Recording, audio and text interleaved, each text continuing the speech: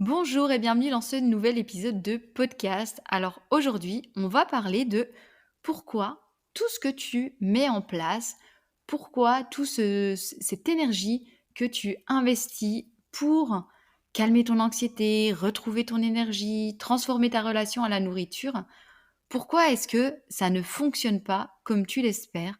Pourquoi est-ce que c'est si difficile? Et vraiment, on va aller creuser dans cet épisode ce qui bloque dans ton cheminement et comment une approche plus globale, plus douce, plus patiente également peut tout changer. Alors, à qui je m'adresse? Je m'adresse aux hypersensibles, je m'adresse aux personnes qui ont du mal à trouver leur place, ressentent les émotions, les choses, les gens intensément, souffrent de, dérégulation nerveuse, d'anxiété, de fatigue chronique, d'une mauvaise relation à la nourriture ou de comportements addictifs. Des personnes pour qui, toutes ces solutions ponctuelles que l'on peut trouver un petit peu partout semblent inefficaces et qui cherchent vraiment à trouver un chemin durable vers le mieux-être.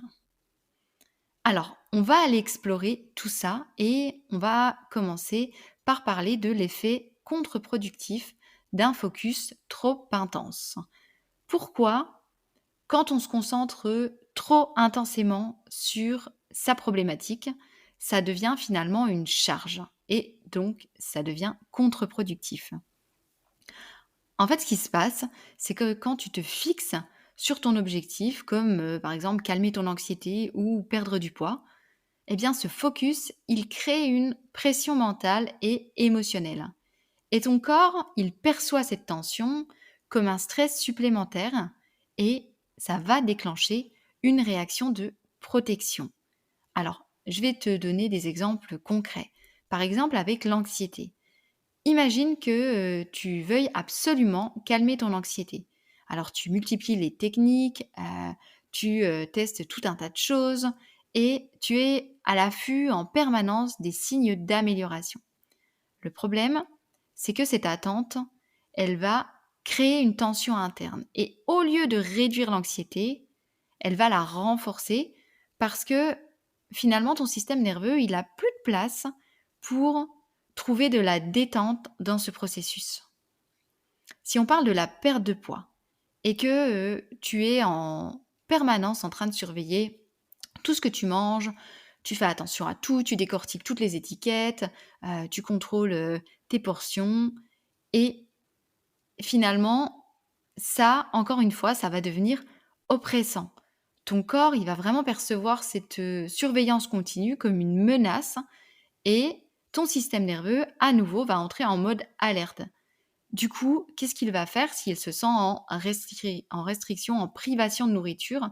Eh bien, il va mettre en place des stratégies de survie comme le ralentissement de ton métabolisme et le fait de, développer des fringales, des compulsions, le fait de, limiter, eh bien, la sécrétion d'hormones de satiété. Bref, tout ce qui va lui permettre de conserver ses réserves d'énergie. En fait, le mode survie, c'est vraiment la réponse de protection du système nerveux.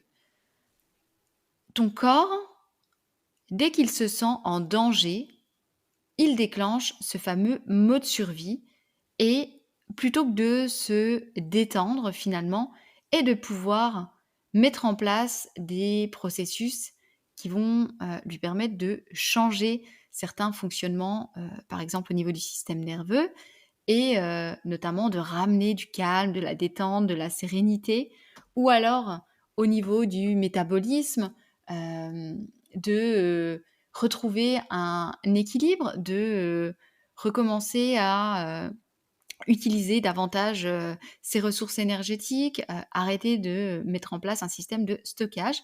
Eh bien le corps, il reste tout le temps en alerte, prêt à réagir. En fait, ton système nerveux en mode survie, il devient comme hyper réactif. Alors, si tu es déjà hypersensible, ça veut dire que de base, tu as un système nerveux hyper réactif. Mais cette hypersensibilité, elle va être amplifiée finalement par tout ce que tu vas faire qui va venir rajouter du stress. Donc, c'est vraiment important de comprendre tout ça et je sais que ça peut paraître, un petit peu compliqué parce que finalement, si tout ce que j'essaie de faire, vient ramener du stress, ben, comment je m'en sors? C'est une question d'équilibre, c'est une question de vision beaucoup plus globale. C'est pour ça que j'insiste là-dessus, c'est vraiment, toute mon approche, elle est autour de cette vision globale parce que je suis convaincue que plus on se focus sur quelque chose et moins on a de résultats. Je l'ai expérimenté à de nombreuses reprises dans ma vie et ça ne veut pas dire qu'on ne peut rien faire. On peut faire des choses, mais par contre, on va faire des choses qui vont nous permettre de retrouver de la sécurité et pas de nous mettre davantage en tension. Il faut bien comprendre que en mode survie, donc non seulement vous avez cette hyperréactivité, mais ça va affecter tous vos systèmes. Le sommeil, le métabolisme, vos ressources énergétiques, la fatigue, vous allez être de plus en plus fatigué. Ça va bloquer vraiment tous les systèmes et tous les processus qui pourraient, se mettre en place, en fonctionnement pour vous aider finalement à avancer et à aller mieux. Donc vraiment, ça va être hyper important si vous êtes dans cette dynamique de ramener de la légèreté dans ce processus. Plus vous allez ramener de la douceur, plus vous allez vous focus sur quelque chose de beaucoup plus global et plus vous allez libérer votre corps de cette tension. En arrêtant de vous focus vraiment sur un point précis, vous allez pouvoir ramener davantage de légèreté. Et encore une fois, ça ne veut pas dire qu'on ne va plus rien faire pour avancer, mais on va vraiment avancer beaucoup plus au global. On va travailler sur ces systèmes, mais de façon vraiment plus générale, sans être absolument focus sur il faut que mon anxiété disparaisse ou il faut que je perde du poids ou il faut que je me sorte à tout prix de mes addictions. Et du coup, il sera vraiment essentiel de ramener de la légèreté dans ce processus, de relâcher la pression, d'arrêter d'essayer de vous focus absolument sur un objectif et de comprendre que tout est lié, tout interagit avec tout. Et finalement, c'est en mettant en place des petites choses qui vont agir au global que vous allez pouvoir avancer petit pas par petit pas, étape par étape. Vraiment, vous avez besoin de ramener de la légèreté qui va vous permettre de créer cet espace de sécurité pour le corps qui va enfin pouvoir arrêter de se défendre. Votre système nerveux, il va pouvoir se relâcher et accepter le processus de guérison. Alors, je vous parle de cette approche globale et du fait que tous les systèmes sont interconnectés. C'est-à-dire que le corps, c'est un tout. Et quand je parle de vos systèmes, c'est notamment le système nerveux, le système digestif, vous avez le système hormonal, le système immunitaire. Chacun de ces systèmes dépend des autres pour fonctionner correctement. Et quand vous abordez uniquement un symptôme sans considérer l'ensemble, eh bien, ça va considérablement limiter les résultats. Par exemple, si on regarde l'anxiété et la digestion. Très souvent, les personnes anxieuses ont des troubles digestifs. Et si on regarde ça d'un petit peu plus près, eh bien, on pourra se rendre compte que les intestins, ils produisent une grande partie de la sérotonine, un neurotransmetteur qui est important pour l'humeur. Et du coup, avec un déséquilibre du microbiote ou des troubles digestifs, vous allez contribuer à amplifier votre anxiété parce que la production de sérotonine va être affectée. À l'inverse, si votre système nerveux est dérégulé, eh bien, ça va jouer sur votre digestion parce que ça, on le sait, nos émotions impacte notre capacité à digérer correctement. Ça marche dans les 2 sens. Même s'il y a beaucoup plus d'infos qui remontent de l'intestin au cerveau, eh bien, ça va dans les 2 sens et finalement, si on reprend l'exemple de la sérotonine, eh bien, moins on a de sérotonine, plus on va être anxieux, plus on va être anxieux, plus on va déséquilibrer sa digestion. Donc hyper important de comprendre les liens et si on prend un autre exemple, avec le sommeil, par exemple. Le sommeil, il est essentiel pour l'équilibre hormonal et la récupération du système nerveux. Et du coup, par exemple, au niveau hormonal, eh bien, un sommeil perturbé va fragiliser ton humeur, va diminuer ta tolérance au stress, va entretenir un état d'anxiété. Ça va également avoir un impact, sur les hormones de la faim, de la satiété. Ça va du coup perturber ta relation à la nourriture. Donc voilà, encore un exemple, heu, de comment ces systèmes sont liés.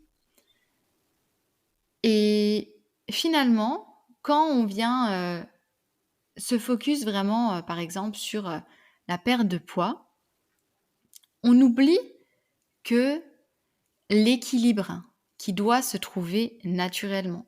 Moi, je suis convaincue, et je suis convaincue, mais c'est pas sorti de mon chapeau, hein. Il suffit de regarder les études qui montrent à quel point la restriction, les régimes ne fonctionnent pas. C'est simple, les régimes, soit dans les 2 ans après une perte de poids, eh bien, on est revenu au poids d'avant, voire à un poids supérieur, soit, pour les cas pour lesquels, ça fonctionne, on a des troubles du comportement alimentaire qui se mettent en place. En fait, quand on rentre en confrontation avec l'organisme, sans aller creuser les causes profondes du déséquilibre, eh bien, on enclenche le mode survie. Donc oui, forcément, à un moment avec la restriction, le corps va perdre du poids, mais il met en place des mécanismes de survie qui vont lui permettre petit à petit de revenir à son poids d'équilibre. Et si c'est pas le cas, eh bien, c'est que, il y a de grandes chances pour que l'on soit, parti, du côté, malheureusement, des troubles du comportement alimentaire. Et dans ce cas-là, c'est, j'ai envie de dire, encore plus compliqué parce que finalement, on a rajouté une problématique. Et finalement, au lieu d'avancer, d'aller mieux et par exemple, dès le début, se demander: «Ben, qu'est-ce qui s'est passé? Là, c'est vrai que j'ai pris du poids, depuis un petit moment». Et d'aller, chercher à comprendre ce qui se cache derrière. Est-ce que, bah, peut-être que, c'était une prise de poids aussi, normale parce que, je me compare à quand j'étais adolescente. Ben, alors on n'est pas tous pareils, on n'a pas tous, le même, on va dire, la même physiologie et certaines personnes vont rester relativement fines toute leur vie. Pour d'autres, il va y avoir, une prise de poids qui est normale, avec un stockage de graisse qui est absolument normal et qui va, se focaliser sur certaines zones du corps et il n'y a pas à se battre contre ça. Et il y a nombre de personnes qui développent des troubles du comportement alimentaire parce que finalement, il y a une non-acceptation du passage de l'adolescence au stade de femme et quand on devient une femme et bien, on possiblement, on se prépare à, procréer, à avoir des enfants et le corps se modifie, s'adapte. En fait, il faut comprendre que le corps fonctionne comme une horloge. Heu, si il y a un des rouages de cette horloge qui est bloqué, toute la mécanique va s'enrayer et un déséquilibre dans ton système digestif va pouvoir impacter ton humeur, ta santé mentale, ta relation à la nourriture et finalement, ça va jouer sur plein de choses et avant de chercher à, se dire: «Bon, ben, j'ai pris du poids, je suis anxieuse, il faut à tout prix que, je perde du poids et que je fasse sortir cette anxiété de ma vie». Au lieu de se focus vraiment sur ces 2 problèmes, je pense qu'il est beaucoup plus utile de commencer par, regarder tous les systèmes et voir déjà là où il y a des déséquilibres potentiellement. Comment je peux renforcer chacun de ces systèmes pour déjà partir sur des bases beaucoup plus correctes. C'est d'ailleurs pour ça que dans mes accompagnements, je commence toujours par un bilan naturopathique. Parce que le bilan naturopathique me permet vraiment de faire un tour d'horizon finalement de toutes les problématiques que peut vivre la personne. Parce que derrière la relation à la nourriture, eh bien, peut-être que, il y a également des troubles digestifs, peut-être que, je vais me rendre compte que, il y a des relations familiales qui sont compliquées, heu, je vais me rendre compte qu'il y a, également une hypothyroïdie. Bref, tout un tas de, d'autres problématiques dont la personne, finalement, ça va lui sembler secondaire parce que peut-être qu'elle, elle vit avec ça depuis des années et puis elle a un traitement et c'est plus forcément, un problème pour elle, mais pour moi, tout ça, c'est des infos qui ont leur importance parce que ça va me permettre de retravailler sur l'ensemble, de venir soutenir le terrain, de venir soutenir l'organisme et par ce travail sur l'ensemble, eh bien, on va pouvoir agir sur un petit peu toutes les problématiques et moi, je considère que c'est vraiment une base et aucun de mes accompagnements, que ce soit, pour travailler sur de l'anxiété, que ce soit pour travailler sur la relation à la nourriture, sur des problématiques d'épuisement. Aucun de mes accompagnements ne démarre sans ce bilan naturopathique qui me permet vraiment d'avoir, la vision globale de l'organisme, de son fonctionnement et de là où ça peut bloquer. Alors, autre point qui va être, vraiment essentiel, c'est la notion de patience et la notion de constance. On a besoin de temps pour sortir du mode survie.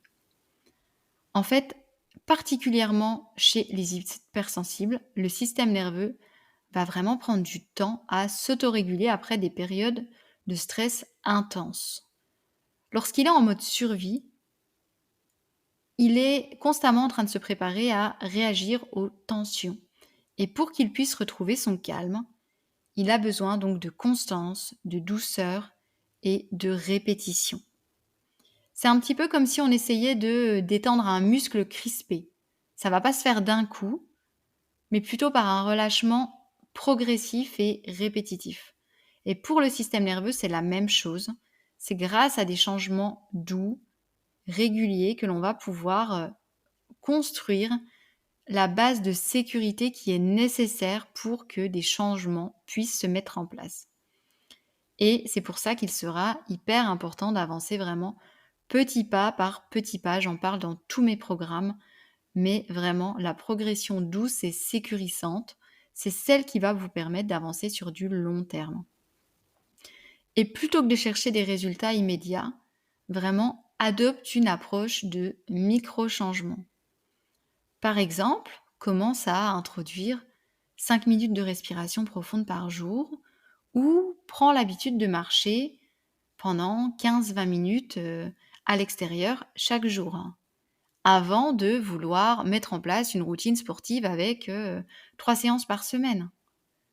En fait, on part de là où j'en suis et on intègre des petites choses vraiment petit à petit pour éviter de déclencher une réaction de stress de ton système nerveux. Plus tu vas faire les choses lentement, moins tu vas te mettre de pression et plus ton système va se sentir en sécurité, va pouvoir commencer à se détendre et petit à petit, ton corps et ton esprit vont pouvoir intégrer les changements que tu mets en place de manière naturelle et durable. Et peut-être que tu auras l'impression que, cette, ces, 15 minutes, ou 20 minutes de marche quotidienne, c'est pas grand-chose et c'est pas prêt de te faire changer quelque chose. Eh bien, détrompe-toi parce que vraiment cette pratique quotidienne, même si elle est pas très longue, eh bien, elle aura beaucoup plus d'impact finalement parce que c'est vraiment quelque chose qui va, se mettre en place sur le long terme. Ton corps va petit à petit comprendre qu'il, va, eh bien, pouvoir remettre de nouveaux mécanismes en place. Son système nerveux va pouvoir, se réguler grâce à cette petite marche quotidienne. Le métabolisme va pouvoir augmenter petit à petit et vraiment il va pouvoir, mettre en place des changements qui vont être durables, heu, profonds et finalement tout ça, ça va pas s'arrêter dès que tu vas, arrêter, pendant, 1 semaine parce que, tu es parti en vacances, parce que tu n'es pas dans la contrainte. En fait, ton corps, il met en place de lui-même des changements et il n'est pas juste contraint parce que, tu lui fais brûler un max de calories et que tu manges, 2 fois moins qu'avant. Là, tu es en train de le contraindre, donc oui, il aura pas le choix que de s'adapter. Par contre, le jour où tu vas arrêter de le faire, le jour où tu vas plus manger, paf, directement, il va se rattraper.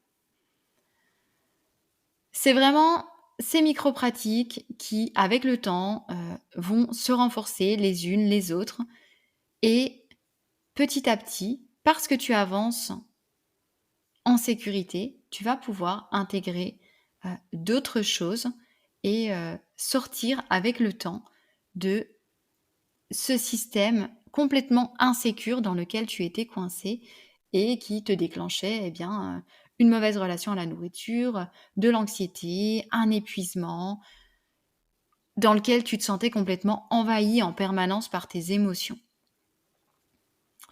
Alors, une autre chose vraiment importante, heu, dont on ne parle pas beaucoup, je vous en parle dans mes programmes, mais c'est pas forcément, ce que l'on entend en 1 lieu quand on va s'intéresser à toutes ces problématiques, c'est l'inflammation. L'inflammation et l'impact notamment du microbiote sur la santé globale. Le microbiote, donc c'est vraiment, toutes ces petites bactéries qui peuplent votre intestin. Il influence énormément notre santé mentale. Un déséquilibre au niveau du microbiote, donc si par exemple on a, beaucoup plus de bactéries qui vont être néfastes pour nous que de bonnes bactéries qui vont nous aider à maintenir l'équilibre, ça va entraîner une inflammation de bas grade dans tout l'organisme et notamment dans le système nerveux et cette inflammation, elle va venir affecter l'humeur et nos niveaux de stress. Et du coup, ce qui se passe avec l'inflammation chronique, c'est qu'elle participe à maintenir le corps dans un état d'alerte. Ça va intensifier la réponse de survie. Du coup, c'est vraiment un point sur lequel il sera important de travailler dans cette approche globale. L'inflammation constante, elle va empêcher finalement le système nerveux du coup de retrouver cet état de détente et de sécurité qui est l'état dans lequel on peut avancer. Ça va également bloquer la neuroplasticité, c'est-à-dire la capacité du cerveau à créer de nouvelles connexions neuronales. Et cette capacité, elle est vraiment essentielle pour pouvoir transformer les schémas de pensée et créer de nouvelles habitudes. Donc plus on a une neuroplasticité qui est réduite, plus il est difficile de changer notre fonctionnement et de se libérer des croyances limitantes. Et cette inflammation chronique, elle a vraiment des conséquences importantes sur notre corps et elle est, liée à l'apparition de nombreux troubles physiques. Elle va pouvoir impacter, un peu tous nos systèmes avec, tout ce qui va être douleur chronique, articulaire, les personnes qui ont de la fibromyalgie, de la fatigue chronique, c'est très lié à l'inflammation, la fatigue, la baisse d'énergie, heu, la baisse du système immunitaire. Enfin, finalement, elle le force à travailler en continu et ça va épuiser du coup, les ressources du corps. On va retrouver, notamment, pas mal de troubles, au niveau du système immunitaire avec une hyperréactivité, des allergies, au niveau des troubles digestifs également, tout ce qui va être troubles hormonaux, l'endométriose, toutes ces problématiques sont très liées à cette inflammation. Syndrome du côlon irritable, notamment. Les troubles cardiovasculaires également vont être très liés à l'inflammation et donc tout ce qui est troubles métaboliques, hein, avec, qui interfèrent avec la régulation de la glycémie, de l'insuline. Bref, je je pourrais, parler de toutes les problématiques finalement que l'on peut retrouver au niveau physique tant l'inflammation agit sur tous nos systèmes. Donc vraiment, c'est, quelque chose sur quoi, on va devoir à tout prix travailler pour s'en sortir et pour avancer. Du coup, je vais vous partager les, allez, 4 systèmes clés pour une transformation durable. Je me limite à ces 4 là parce que, il y a déjà, ça sera déjà pas mal de choses, même si, il y aurait encore d'autres choses à prendre en compte. Si ça vous intéresse et si vous avez vraiment envie, eh bien, si vous en avez marre justement, de toujours vous focus sur, enfin voilà, d'aller vers des solutions qui au final ne vous aident pas vraiment, d'être constamment dans la lutte contre vous-même et si vous avez envie de retrouver une approche beaucoup plus positive, soutenante et globale, je vous renvoie vers mon programme Healthy and Happy qui va vraiment vous permettre, et bien, de reprendre toutes les bases pour pouvoir travailler de manière globale. Il est vraiment ultra complet. Franchement, il est à un tarif très, très abordable pour le contenu qui est dedans. C'est volontaire, j'ai envie qu'il puisse être accessible au plus grand monde. Donc vraiment, si vous avez envie de faire ce travail en profondeur, je vous mettrai le lien dans la description de ce podcast, mais allez voir tout ce qu'il contient. Hem, du coup, pour en revenir à cette partie sur les systèmes clés, le système nerveux, vraiment hyper important de soutenir sa régulation, de l'aider à revenir dans un état de sécurité pour pouvoir avancer. Donc les pratiques qui vont vous aider seront notamment des pratiques de respiration, le yoga, heu, faire des pauses régulières, tout ce qui va vous permettre de relâcher les tensions, travailler au niveau corporel. Tout ça, ça va vous aider à apaiser votre système nerveux et comme je vous l'ai dit, on n'oublie pas, l'idée c'est pas de mettre 50 habitudes en pratique en même temps et de vous rajouter de la pression. On fait les choses vraiment en douceur pour avancer vers plus de détente et de sécurité. Par exemple, vous allez commencer par intégrer des pratiques de respiration, la respiration profonde, chaque matin. Première chose à mettre en place. Si vous faisiez rien du tout, c'est déjà quelque chose qui va peut-être vous aider à commencer votre journée dans un état de calme et puis peut-être que vous pouvez aussi le faire, le soir. Mais faites des petites choses, mais faites-le sur la durée. C'est ça qui va être le plus efficace et n'essayez pas de commencer à mettre plein de choses en place pour tout arrêter dans une semaine. Ça sert à rien, à part à vous bloquer de plus en plus. Ensuite, le système digestif et le microbiote.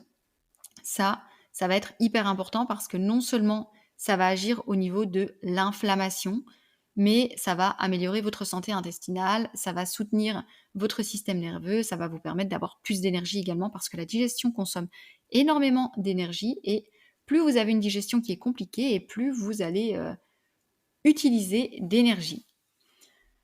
Alors, du coup, au niveau du microbiote, eh bien, vous allez, par exemple, pouvoir vous focus sur votre alimentation qui est un des moyens les plus, faciles vraiment et rapides d'agir au niveau du microbiote en consommant des aliments riches en probiotiques, en consommant des bonnes fibres qui vont jouer un rôle de prébiotiques et éviter les aliments, inflammatoires comme tout ce qui va être, aliments raffinés, ça va être des pratiques qui vont vous aider, par exemple, pour commencer.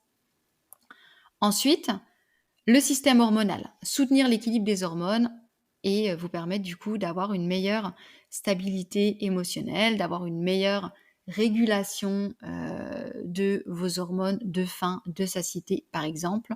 Mais voilà, là je fais vraiment du grosso modo. Les hormones, elles régulent de nombreuses fonctions vitales et les déséquilibres hormonaux vont vraiment provoquer des sauts d'humeur, de la fatigue, des troubles du sommeil, des troubles digestifs. des troubles dans la régulation de la faim, de la satiété notamment.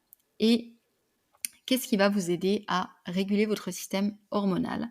Eh bien, un sommeil de qualité parce que beaucoup de processus hormonaux se passent pendant ce temps du sommeil. Une activité physique régulière va vous aider. Quand je parle d'activité physique, c'est pas forcément de l'activité sportive, hein. De la marche quotidienne, ça va vous aider. Une alimentation équilibrée, ça va jouer au niveau hormonal. L'inflammation, clairement, va jouer sur vos hormones. Donc, voyez, tout est lié.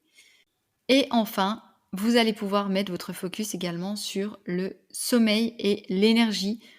C'est très lié, hein, mais plus vous allez avoir un bon sommeil, plus votre corps va pouvoir processer finalement tout ce qui s'est passé dans la journée et fonctionner au mieux, permettre à votre cerveau de fonctionner de manière optimale. Le sommeil, il joue énormément d'ailleurs sur cette fameuse neuroplasticité. Et pour ce sommeil, mettez en place des routines de sommeil régulières. Travaillez évidemment sur la journée parce que c'est avec tout ce qui se passe dans votre journée que vous allez pouvoir agir énormément sur vos nuits et sur votre sommeil. Attention à votre environnement, évitez les stimulants. Bref, mettez en place toutes ces petites choses qui vont vous aider à maintenir un cycle de sommeil réparateur.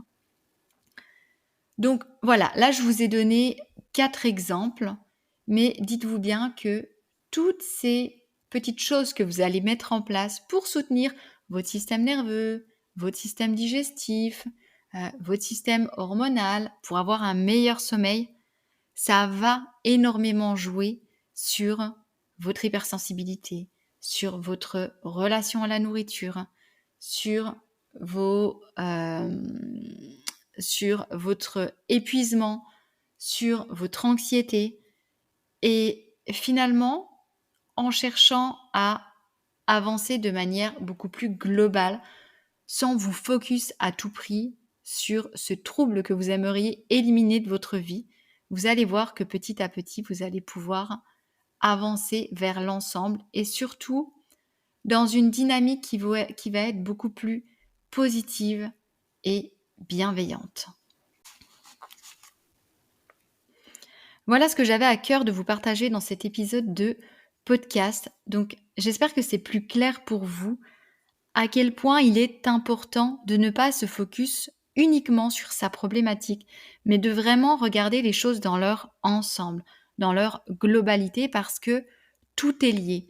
Et finalement, si vous allez à ce qui vous semble le plus logique, par exemple, vous souffrez d'anxiété et vous décidez d'aller voir un psy et de faire du yoga. Alors oui, c'est des choses qui vont être utiles. Évidemment qu'une psychothérapie va vous aider à mieux comprendre peut-être pourquoi vous êtes anxieux aujourd'hui.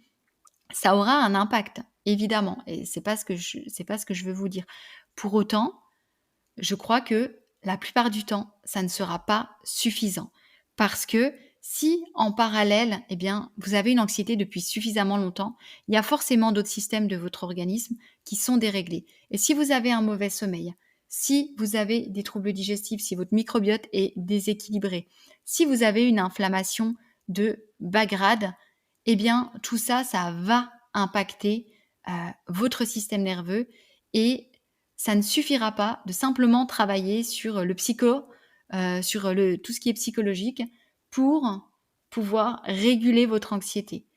Et du coup, pareil au niveau de la relation à la nourriture, si vous avez pour objectif de perdre du poids et que vous vous focus vraiment sur vos apports et que vous vous dites simplement, ok, c'est mathématique, hein, je vais réduire mes apports caloriques, vous oubliez toute la dimension système de survie qui va se mettre en place, le fait que oui, peut-être que vous allez perdre du poids sur le moment.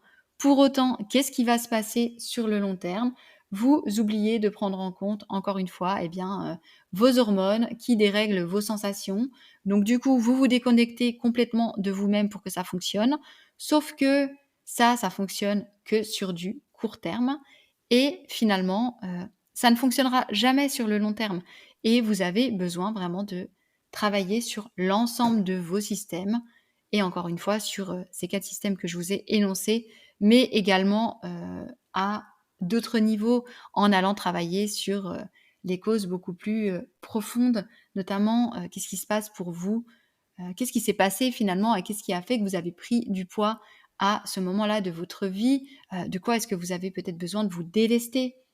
Bref, il y a énormément de choses à prendre en compte et je crois que fondamentalement, cette approche globale, c'est celle qui va permettre de tout changer. Et maintenant, si vous avez envie d'aller plus loin, eh bien, vous avez notamment le programme Healthy and Happy, qui est vraiment le programme qui va vous permettre de travailler sur l'ensemble, de revoir votre équilibre, système par système et de vraiment, petit à petit, mieux appréhender, comprendre cette approche globale et pouvoir, la mettre en pratique beaucoup plus facilement. Donc le programme LCNAPI qui est très complet pour cela. Si vous souhaitez travailler plus particulièrement sur votre hypersensibilité, vous avez le programme Sereine et puissante.